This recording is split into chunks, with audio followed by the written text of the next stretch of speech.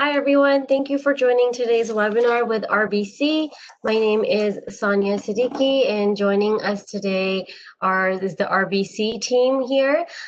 We've got Vivian, we've got Erin, Echo, and Kiki. So we're really excited for them to host a panel discussion. And before we get started, I just want to make sure that everyone understands how to best watch the webinar today. Please note that you all are on listen-only mode, so we will not be able to hear you, but the team will be answering your questions towards their end of their presentation. For that, please type your questions into the Q&A tab, and we'll take your questions. For best results, please use a laptop or a desktop computer using Google Chrome as your browser. And your feedback is always very important to us, so please do fill out the webinar survey after the webinar. It should lead you directly to that page after you close the webinar. Just to tell you a little bit about ACCES, we've been around for over 30 years helping job seekers such as yourselves. We have served over 34,000 job seekers in the past year, and we work with over 2,200 employer connections, partners, sponsors, community partners as well, and RBC being one of our very close partners and sponsors for a lot of our programs. We've got 30 tailored programs, including our sector-specific bridging programs as well, and we have 7 locations in the GTA, with our Markham location that is shared with RBC, and currently our main location is online. So everything that you would do in either of these locations, we're currently doing everything online. So take advantage of this time and check out what programs are meant for you, which programs you'd be eligible for, and you can attend an info session, and then you'll be able to attend it online from the comfort of your own home. So I'm going to hand it over to our lovely RBC team. So Vivian, take it away.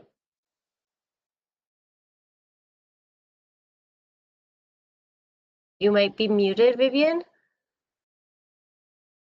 Sorry. Hello, everyone. Thanks, Sonia, for the introduction. I'm very, very happy to be here with my amazing RBC panel, Erin, Echo, and Kiki. Hello, happy Monday. Hello, everyone. So today's topic is on international students, and I believe that we have a very, very diverse panel. They bring their own different perspectives and experience on the topic of international students. I can't wait to having that a deep conversation with them and learn some tips and advice from their perspective and their experience on the topic international student. So before we start a conversation, I'm going to just very briefly introduce RBC. I know that for some of you who are returning audience, you might have heard me talk about RBC before, but for any candidate who's interested in a career in RBC, I think it's always good to know about the company before you apply, and it will also help you prepare for your interview. So that's, I only have a few slides. Sonia, if you can pass on to the next slide.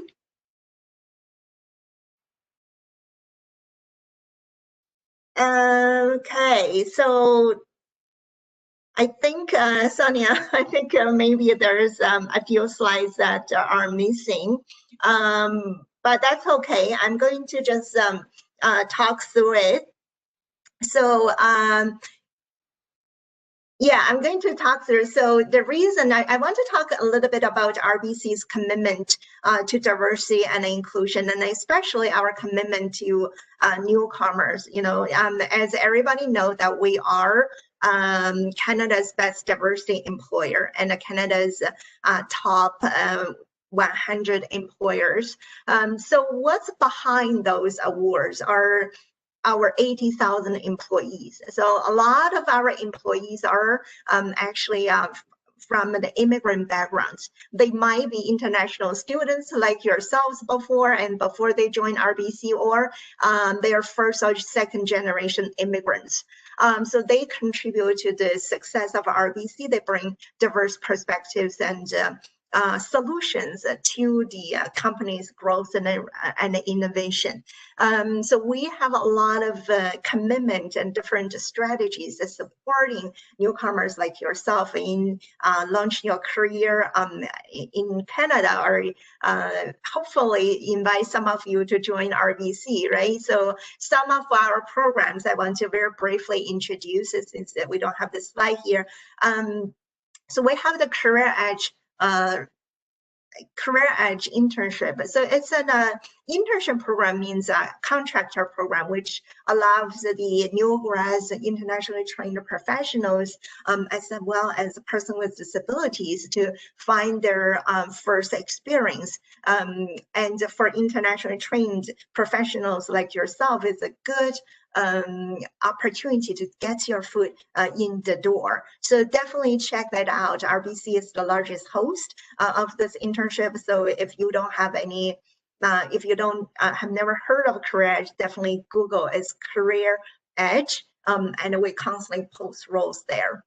We also partner with different organizations like ACCESS Employment. We also have our own newcomer meeting place. We host events like this to support newcomers and international students in their job searching journey. So definitely connect with different employment agencies, or come visit our newcomer meeting place. Currently, we have 2 in GTA, and we're planning to open more newcomer meeting places across Canada. So in those places, you don't have to have a banking need to come to visit us.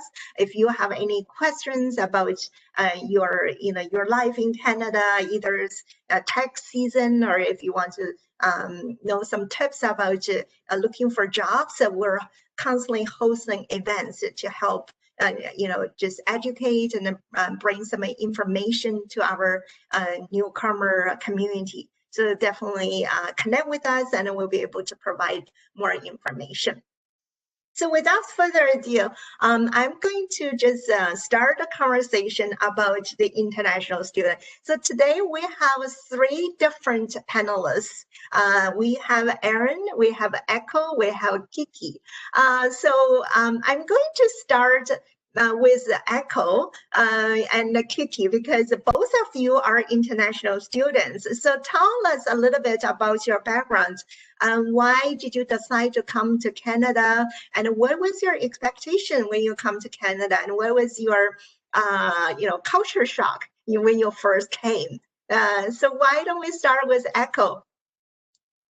Over to you. Thank you, Vivian. Yes. Yeah, thank you, Vivian. Hi, everyone. My name is Echo. I was an international student from China. I graduated from U of T in 2019, and I've been with RBC since September 2019. So to be honest, when I was trying to recall why I came here, it was a bit hard to find the exact reason, but I guess overall, I was looking for exposure to the world, and I was at an age where I wasn't sure what I wanted to do with my life. So when the opportunity came, I applied to undergraduate programs at different schools in Canada, and I got accepted into the University of Toronto. So I started my journey here in 2014. But to be honest, when I first came here, I still didn't really have a clear sense of why I was here. So it really took me, I think, my entire undergraduate study to figure out the purpose of me being here and what I'm pursuing. So actually, I would say that it's really since the recent 2 years that I really started to feel that I am here in Canada is to pursue a career in human resources, and also to act as a bridge between the Canadian and Chinese cultures, and connect Chinese international students and with the Canadian society. So when I first started in school, I already got involved with a lot of initiatives to help international students. So and I have been continued doing that. And now, as a member of the RBC recruitment team, I meet a lot of international students like you, and I I really enjoy having conversations and provide help and insights. I guess regarding a lot of the culture shock and adjustment time, I often recall having conversations in English was a really big barrier for me.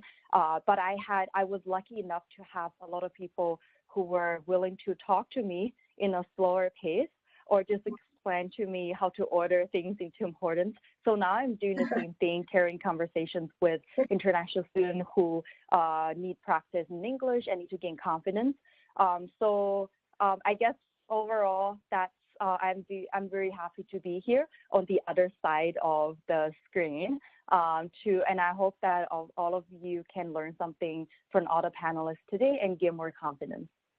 Thank you, Echo. I was nodding as you're sharing your experience, and I'm sure a lot of the international students who are attending our session today, they might have similar experience, right? So, like yourself, you didn't know what what you would be looking for when you were in undergrad, right? Even though you decided to come to Canada, there's still a lot of unknown. So that's common. So if you're an international student, don't feel too pressured that you have to figure it out in year one, right? And so a lot of the students are going through the same journey. So Kiki, I know that you were a commercial lawyer before coming to Canada. So what made you make the decision to come to Canada, and what was your journey like, and what was your some of your culture shocks? Hi everyone, my name is Kiki, and as Vivian's mentioned, I'm a Nigerian commercial lawyer. I went to school in Nigeria and in England, and I worked across a number of countries in Dubai and on projects in other countries in Africa. And I moved back to Nigeria to work on a project for 3 years that had to do with clean energy infrastructure. And it was an exciting project. I was called upon to sort out the contractual obligations between the multiple stakeholders on that project, as it was a private-public partnership. And in the course of that, I began to realize that I was constantly butting heads with my finance colleagues because I didn't quite have a thorough understanding of business environment and just basically how business entities operate. And it was something that became conscious at that point in my career, but I guess had always been there because I've wanted to be a lawyer since I was 12, so never took any finance courses, accounting, advanced math, stat, none of that. And so I thought that was a gap that I needed to plug that would enable me serve my clients better, considering that my clients are business organizations. And so a better understanding of how they function would help me cater to their needs at a better level, at a more efficient level. And so I decided to get an MBA. And because I had already had a global perspective to my career, as I pride myself on being an international professional who likes to travel, meet new people, I was looking to get my degree from a part of the world where I had never been to or had no corporate exposure to. And so Canada kind of became the most logical option. And considering the fact that Canada is also very diverse with people from different parts of the world, a significant population of that in Toronto, I figured out it would serve me well to come to Canada, where I would not just be learning the Canadian business culture, but I could also assimilate culture that had come into the country by other international professionals or students like myself. And so that was why I came to Canada for my MBA. And I would say it's been a great experience. And when Vivian asks about culture shocks I faced when I moved, I'm inclined to ask her who told her I had stopped facing culture shock. It's interesting because I didn't expect it to be that much of a shock, considering that I had done I had done significant traveling. I had studied outside of my home country. I had worked outside of my home country. But it was interesting to see that the corporate climate here is completely different, and right down to how we communicate. And a lot of people misinterpret communication for accents or exactly what you're saying, but it's the style, the tone, the approach, when to be direct, when to be indirect, and just basically how to speak to your colleagues or your coworkers. And that was something I realized that I had to learn. In each of the regions that I had been exposed to, it's completely different. There are certain parts of the world where it's direct. People show respect for your time by eliminating chit chat. In certain parts of the world, it's rude to not speak about the weather first before you begin to speak about business. And a lot of the cliches that Canadians are polite, it's not a cliche. Canadians are in fact polite. And so in your speech, you need to learn what being polite means in corporate Canada, which might not be the same thing as where we're coming from. And so it's a learning process. I think it's a learning process. It's an ongoing process. It also varies from sector to industry oftentimes, but predominantly it's understanding what is acceptable and what is not acceptable. And one thing I will take away with me from my Canadian experience is the fact that at the forefront of every individual's mind is the intention to not hurt the other person's feelings. And I think that brings out our humane nature, as opposed to saying, just keep your emotions at home, come to work, it's business, let's get business done, let's move on. And this facilitates a collaborative environment. And it also helps people feel at home and gives them the courage to bring their authentic selves to work. Thank you. Thank you. I think those are great perspectives, Kiki. And I know that there are a lot of international students who are like yourself. They worked before they come to Canada, right? And for them, maybe not just to pursue an MBA, they land in Canada and decide to continue their study, because for newcomers to find a job, having a Canadian education or having a Canadian degree might seem to make it easier for them in their job searching journey, right? So that's also why that we have invited Kiki to share her experience, and the culture aspect. I can relate so much to it, especially the Canadian work culture can be so different than the culture we come from, right? To some cultures, Canadian culture are very, very polite, but for other cultures, maybe they are very direct, because it really depends on which culture you're coming from, right? So in the Canadian workplace, we're trying to encourage our employees to speak up. But if you are from another culture, sometimes speaking up is a little bit difficult. It's challenging, because especially when you don't see someone who are looking like you at the top of the house, right? It takes a lot of courage. But I'm going to pause that, because we're going to come visit that topic again. So Aaron, so you are not an international student, but you started something extremely meaningful. You had founded an organization that supports international students. Why don't you tell us a little bit more about yourself and the organization you have founded? Awesome. Thank you, Vivian. Good morning, everyone. Thank you for having me on today. So just a bit of background about myself. So as Vivian mentioned, I am not an international student. I was born and raised in Canada. So I went to Laurier University and then pursued a double degree program. And along the way, I'd met a friend who he had come from China, and we became very good friends. We had a lot of classes together, and we're both working professionals now. And give or take, last year around March, he had approached me with the idea that, or the observation that, there's not many international students working in, front office, finance type related roles. And so we thought initially, there's underrepresentation here, but why is that? Why is it that there are many more, cohorts of other groups versus international students on the trading floor, within investment banking, et cetera? And we thought, how can we, help international students break into these types of front office roles? And the answer for us was we co-founded, it was a not-for-profit, now it's a charity, called RAIN Careers, and RAIN standing for Recruiting Assistance for International Newcomers.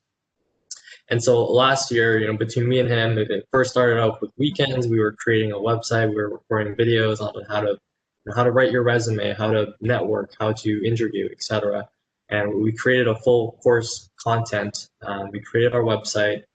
We brought on student volunteers, and we have an advisory board as well. In our first year of operations, we signed up more than 150 students, and we've gotten a lot of support across different partner schools that we've come in contact with, and the students that have used our program to help them navigate through the recruiting process. So overall, like our first year of operations, we thought went really well. Definitely looking to add on more students as we go, but the gist of the whole organization is that we're here to help students try and level the playing field, and to help them develop the tools and the confidence that they need in order to break into finance recruiting and to be able to compete with other local talent. And so you guys can check out the website. It's raincareer.org. Everything that we offer is free. It's all online. There's no physical workshop that you have to go to. If you sign up for our sort of engagement programming list, you'll be able to be in tune with all the different events that we host.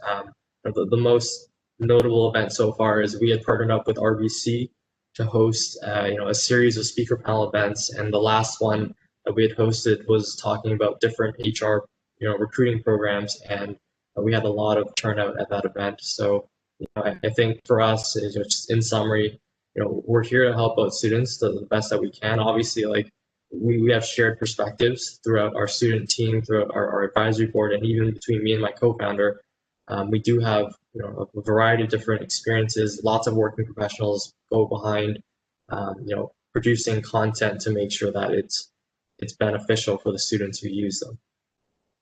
Thank you, Aaron. And I think for a lot of young students who have left their home, left their parents, and come into this new country, and a lot of times they feel like they're in the dark, right? They don't know what directions to go, and seriously need some mentors to help guide them and really get some useful and good advice. And I think organizations like RAIN can be so meaningful and really beneficial to so many. So I'm going to ask you, Aaron, so you have met a lot of international students and maybe mentored a lot of them. So what are one or two, or maybe two or three things that come to your mind when you're mentoring international students that you feel that they need to pay attention to, or sometimes maybe the mistakes they have made that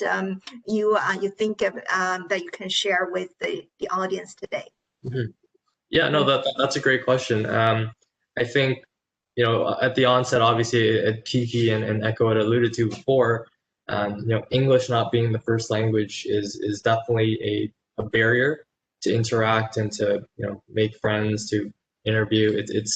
It plays a part in your everyday life. And I think from my perspective, for international students, it's already an incredible sort of endeavor for you to be able to go from your home country to a foreign land and sort of grow your life from there. I think that's already highly respected, and to push yourself in other regards, to force yourself to speak more English, to engage in more of these conversations, I think will go a long way. I think definitely when I was in school and helping international students, I think more often than not, they were shy in terms of how they communicated, whether they wanted to approach me. And I think just pushing yourself out of your comfort zone to practice more conversational English, understand the social norms, I think will go a long way. obviously it's easier said than done. But I think it'll definitely benefit you much more in the long term. And things like when Kiki was mentioning about small talk and talking about the weather, these are all things that are part of social norms that if you come to North America, you will have to integrate into that sort of culture in order to be able to progress, to compete, to do whatever in the job market here. And I think those are extremely valuable things that I think international students should pay more attention to.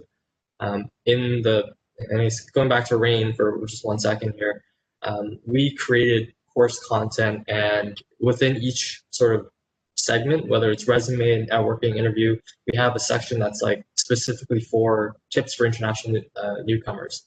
And we would say things like, just as an example, how do you dress professionally at an interview? Well, something that you may dress in your home country may not be as appropriate in an interview setting here. So what we would recommend is, either you could Google what would be appropriate attire, you could ask a friend that maybe is more local that could give you your opinions, just things like that, where it's these small, minute details that, would really help in the long run. So, I think just to summarize everything that I just said, it's really push yourself out of your comfort zone. First impressions are super important, and so is maintaining connections and just being able to put yourself out there will go a long way, because I think most people, more often than not, are willing to lend you a hand if you're the one who's reaching out.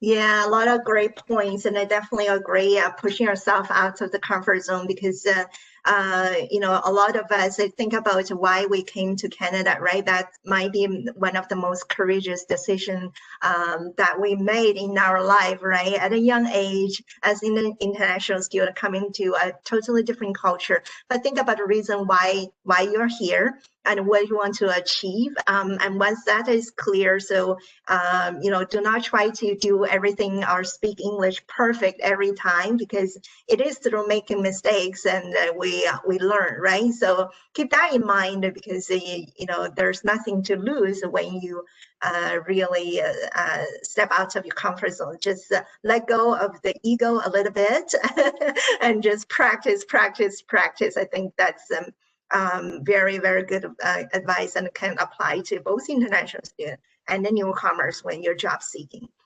Yeah, so, and maybe if I just to add one more point, like,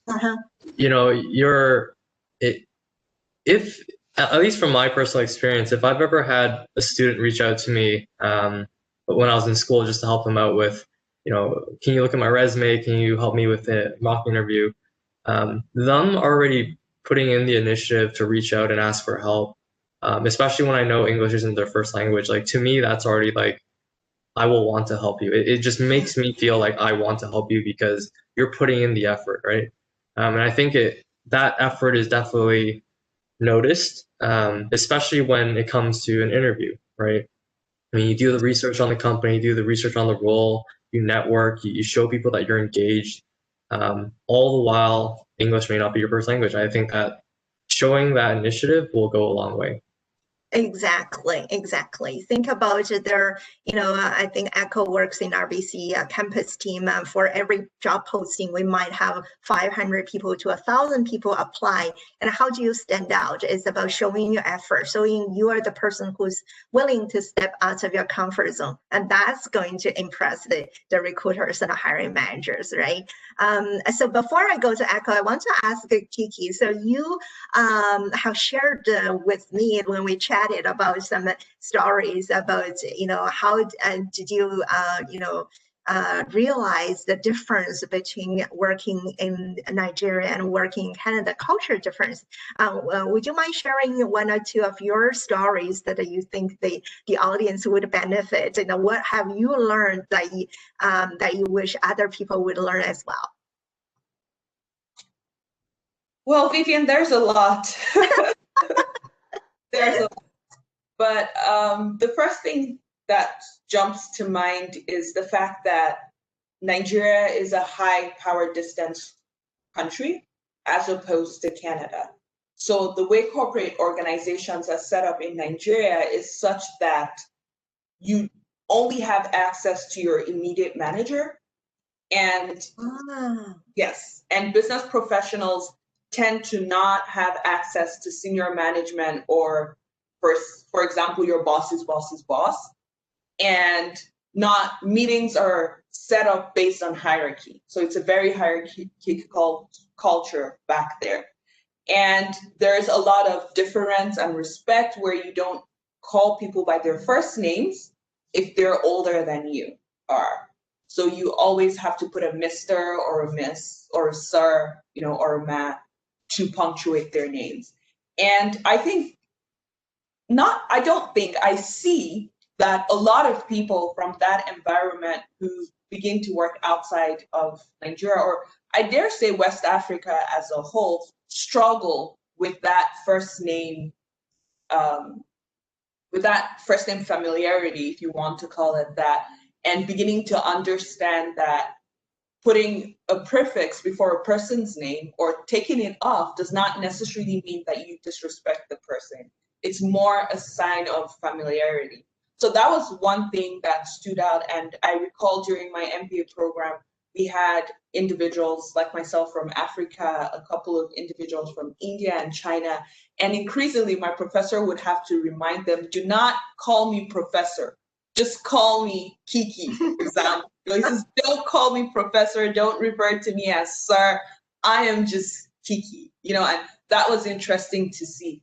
I think it helps a lot of people bring their authentic selves to work again and feel more comfortable speaking about their work. I noticed that here people are more open to put their hands up and offer proper suggestions, as opposed to a situation where you're in a meeting and you're not sure you're high up enough in the chain of command to comment on what is going on.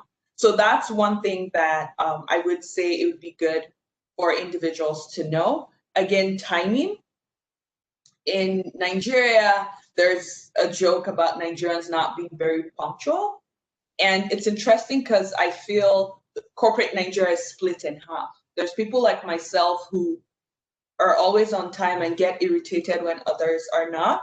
But at social functions, you expect the event to start 2 hours after the advertised date. So again, Nigerian culture would probably have food and opportunity for you to, we call it networking, but to chit chat and just take for granted that if the conference was to start at 10 a.m., you know that it's going to start at 12 p.m. Again, it's critical that people who come from societies like that understand that Canada does not work that way. As my dad will say, if you arrive at the time that was advertised, then you're late. You should be there 10, 15 minutes before and show others that you respect their time. So this is something that I think is important because even through my MBA, I saw a couple of my colleagues who had come from cultures like mine struggling with time where they would get to class at 20 minutes past the hour, 15 minutes past the hour, they were significantly late. And the professors would feel disrespected because it continued to happen without realizing that there was a culture difference.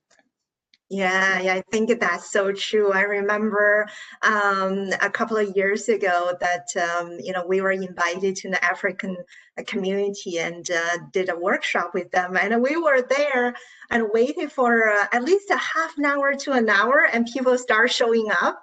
The organizer was really, really upset and because she was from the African community, right? And she start educating the participant. You need to be on time. So I think it's a culture difference that people didn't behave that way out of your intention, but when you come to Canada, make sure that on time is very, very important. Also, if you really think about life, right? You can make money, you can buy this, you can buy that. Time is the only thing that you cannot buy. So do not waste other people's time. And that's, I think that can be taken seriously.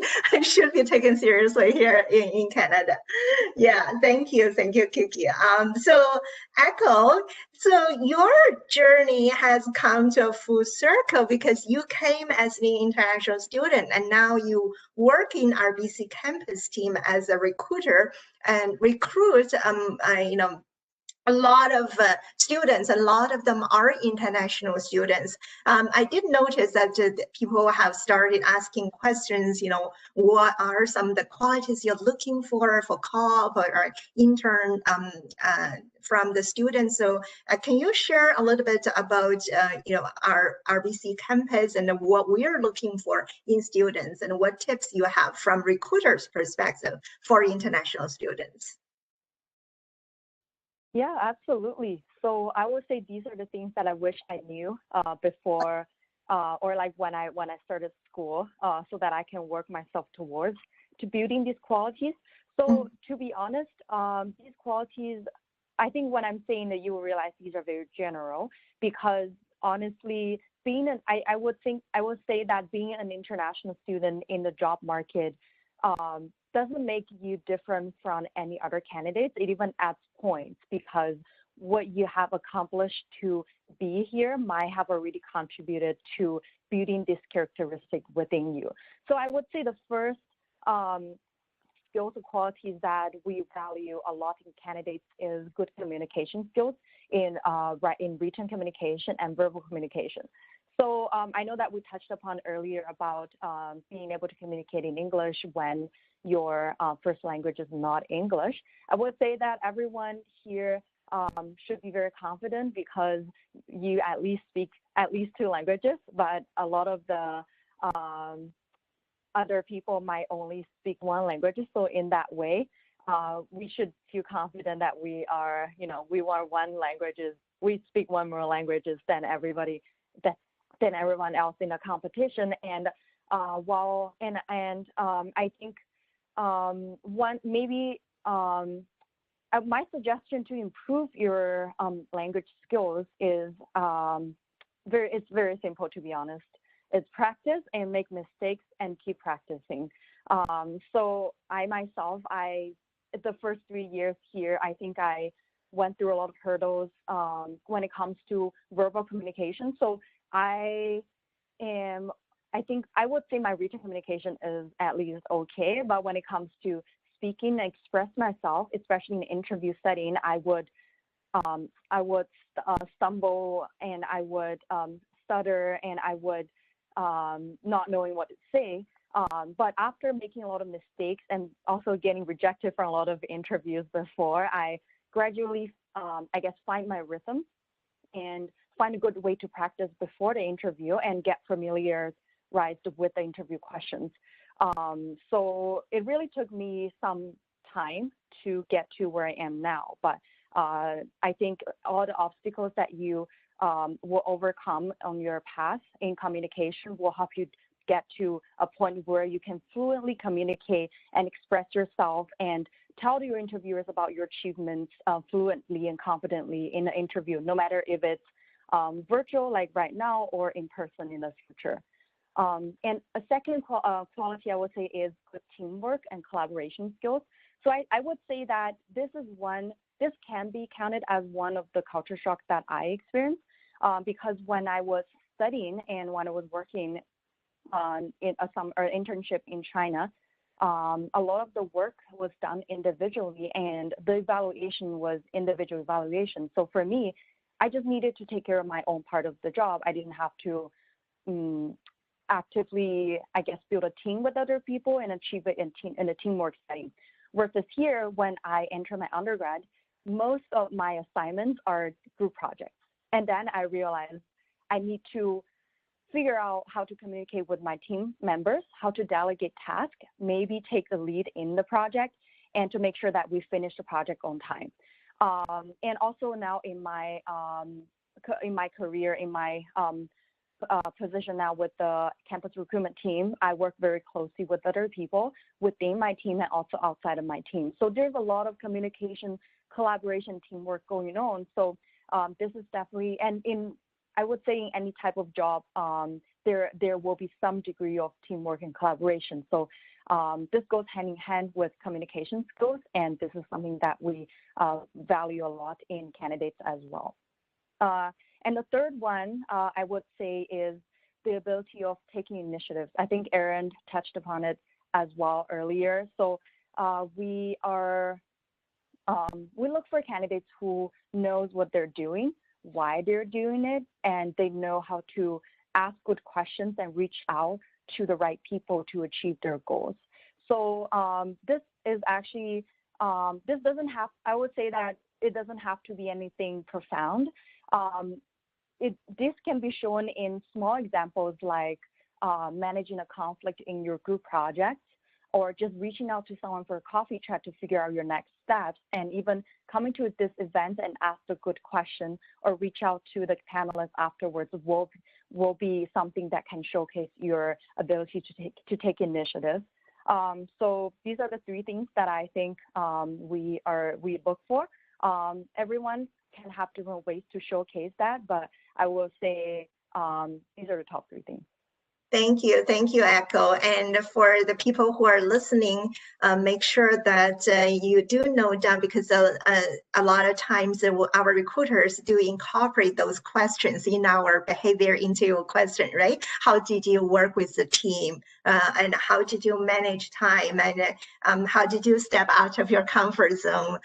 Tell me an example. And sometimes you don't have to share, if you don't have the example from work, right? Because you're a student, you might not have the opportunity to have those experiences. Any life experience will also help you. We want to know who you are as a young individual, and we want to know how you grow as an individual. What's your style? So that's something that you need to get ready for. And I know that, Echo, you also prepared 2 slides to share with the audience what RBC is looking for and our recruitment timelines.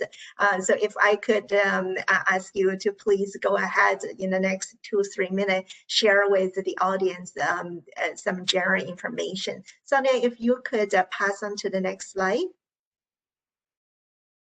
Thank you. Yeah, so thank you, Vivian. So I think this is something that I wish I knew before when I was in school. So this is the recruitment timeline for RBC Campus recruitment. So if everyone can take a look at the middle column, this and the first row student cycle. So there is a gap between when you should apply, when we post the jobs and when you should apply, and when you will start your work. So the general rule of thumb is that there's a 4-month gap. For example, our next recruitment cycle is summer student internship and summer co-op roles with RBC. And the roles are from May to August in 2021. And the time that you should apply is now, is in December. So the jobs will be posted 4 months ahead of time. They will be posted at the end of December and early January 2021. So if you plan to apply for a summer internship with us, you should go ahead and look into them now and get your resume prepared, start networking with RBC, and start the conversation, get your application package ready. So for the later cycles, if you want to apply for fall, you should start preparing in the summer. If you want to apply for winter, meaning January to April, you need to start preparing in September. So this is the general timeline, and there's a 4-month gap. So for myself, I did not know this. I wanted to apply for a summer internship before starting May. So I started my application in April, and then I realized everything has been taken. So I would suggest that preparing for that early. Yeah, and another thing to add to Echo's point is a lot of students would wait until their year 4 to start applying for internships and the co-ops, right? But actually, you should start in year 1 or year 2. That will give you a lot of advantage and add a lot of meaningful experience to your resume. Yeah.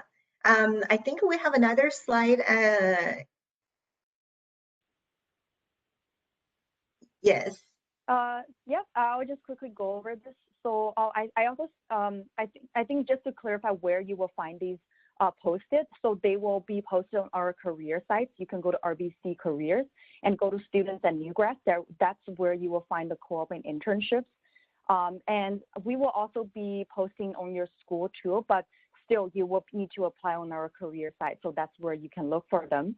And the opportunities I'm speaking about here, they are the student opportunities, meaning that to be eligible for these co-op and internship positions, you need to be a student that will be returning school after work placement. For example, if you want to know if you're eligible for a summer internship, you need to be returning to school in the fall semester afterwards. One exception is that if the placement is part of your program requirement, then when you apply, you should let us know, and that will we'll know that you're eligible because that's part of the program. So our opportunities are, there's various length of opportunities. The most common ones are the 4-month opportunities, but we also have 8 months or even 12 or 16 months, and they will be specified on the job posting itself. And we have postings for all levels of students, from undergraduate to master's to MBA to college and postgrad students. Thank you. Thank you. That's very useful. And I find it, I hope the audience find it useful as well. So Sonia, do we have another slide? Yes. Why don't you direct Sonia?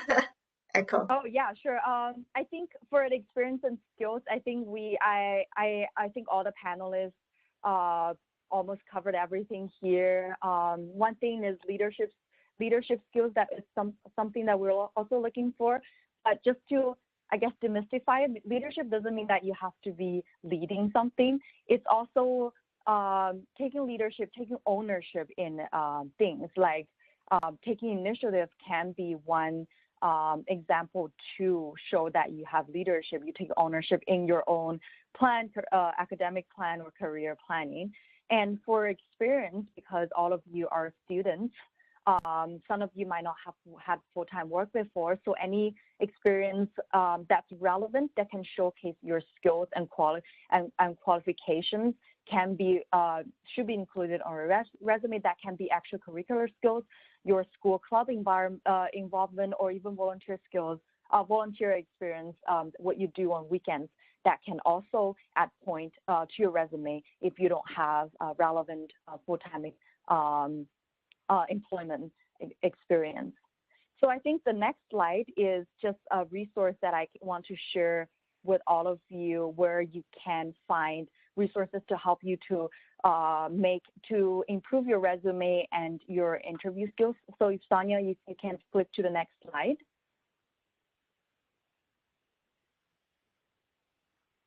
So this is a platform that RBC developed called Pratt.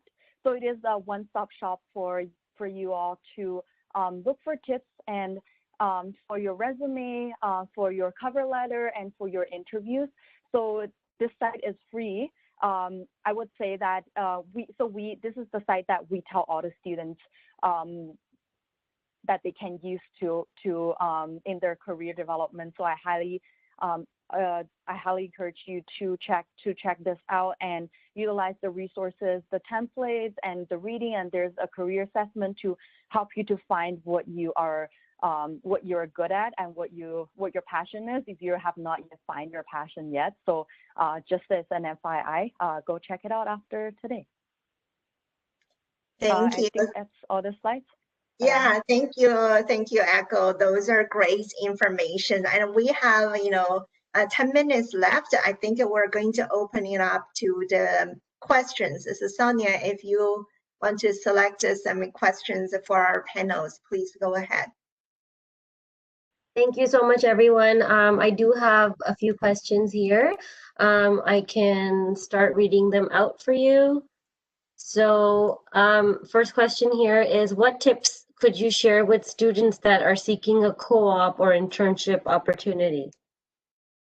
So I believe we have covered quite a few, right? Maybe I can ask each panel to quickly share one tip. Yeah, why don't we go that way? Kiki, we'll start with you. One tip that comes to your mind. I would say being pleasant is a theme that comes to, is a tip that comes to my mind. I have increasingly learned the power of relationships as I progress in my career.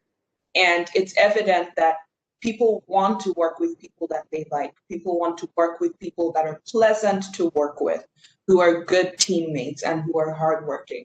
So it's important to put that forward, to put your best foot forward, but to also wear a smile. It doesn't take a lot, to show empathy, to be truly interested in whoever is interviewing you or whomever you're having a coffee chat with. Those interpersonal skills go a long way. Exactly. You can see I'm nodding, right? So as someone who's on the recruiter side, sometimes the candidate will talk to us like we're a machine or we're robots, right? So you have to be able to build that relationship, right? Connect with another human being. That is so important. Yeah. So how about Aaron? What is one tip that comes to your mind? Yeah, I'd say, really listen in on what the interviewer is saying, what the recruiters are saying, and ask good questions, because it demonstrates you're engaged throughout the whole process. And I also think it's a good way to distinguish yourselves from other candidates. If you're asking really good questions, it'll spark a good conversation, and more likely than not, they'll remember you because of that conversation that you've had. Yeah, exactly. Never underestimate the section. Do you have any questions? That might be the section that make you stand out from the crowd, right? It's very important. So Echo, I think you mentioned a few. Do you have anything else to add? Yeah, I think one actually very important thing is be confident. I think everyone should be confident in your skills, in your qualifications, and in your experience, no matter if it's local or it's from your home country or elsewhere. What you have built through your experience in the past is not disregarded here. Everything that you have experienced, they are helping you to start a career here. So take a deeper dive into what you have achieved in the past. What are the transferable skills, soft skills that you have learned in the past, and really highlight them on your resume and in your conversations and in your interviews with your potential employers, and showcase who you really are. And don't let the thought of I am not from here stop you from shining. Yeah, very, very important, very important. We in RBC, we have a diversity slogan called your difference is your strength, right? So have that appreciation about who you are and where you're coming from, and that diverse perspective is why companies want to hire you. So never forget about that and underestimate who you are and the culture you're coming from and the diverse perspective you can bring to the organization. Yeah, so Sonia, do we have another question? Hi, Vivian. Yes, we do have a couple of questions. I'll do one more question because we are towards the end of our time. So who's the best person to contact in terms of co-op or internships at RBC? I would say our website. So all our jobs are on our website. So apply. I would advise you do not send recruiter resumes before you apply. There are so many cases when candidates send us a resume. This is my resume. Please help me find a job in RBC. That won't work. That won't work. So you have to do your research first and find the job that best suits your background and your interest and experience, and then you can connect with our recruiter on LinkedIn. So that would be the right process. I don't know, Echo, if you have anything to add. Yeah, so I agree with what Vivian said. Do your research, do your study first before you contact anyone. But if you do have any specific questions, I can. We have we have an inbox where you can connect with RBC Early Talent team for any co-op related questions. I can leave the email here and you can contact us through this email. And I think I saw a question about LinkedIn. So I would say it is okay to reach out to people on LinkedIn, but be careful with what the message that you're conveying on your in your connect invitation. So I always suggest that you leave a note to whoever that you're connecting, even if it's all of us here that you're hearing, like you're in this event and you just want to connect with us right after the event. Still include a note saying we met today, attended this event. I really enjoyed the panel. Can we please connect? And don't say, can you find me a job in the connect request, because it's not very, we don't know how, it might not give the recruiter a purpose to connect with you in that way. And always, if you can find a personal connection, let's say if you went to the same school or maybe after going through this person's LinkedIn profile, you realize, oh, you went to the same event before, or you were in the same student organization. You can even include that in the note to make it more personal, and that will increase the chance of the person accepting your LinkedIn request. So, I will leave the email here, and also feel free to connect on LinkedIn, but please include a note.